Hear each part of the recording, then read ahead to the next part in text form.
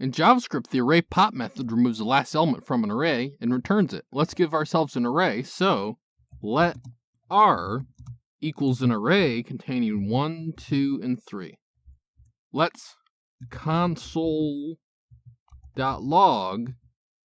r.pop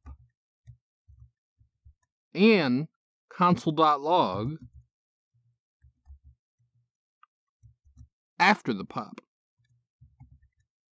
If we run the code, you'll see printing the call to pop prints the item that pop removed, and printing the array after the call to pop prints the array with the last item removed. This is all pop can do. You cannot specify an index and remove any item with pop.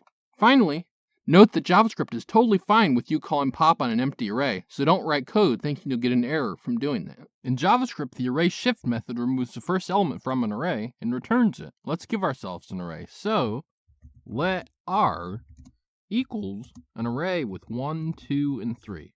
Let's console.log r.shift and console.log r after the call to shift.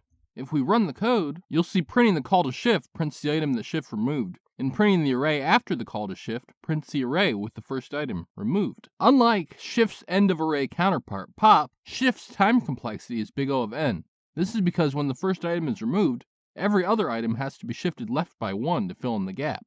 Make sure to keep this in mind in programs where well-optimized speed is wanted. This has been Jakubication. Like and subscribe to learn more.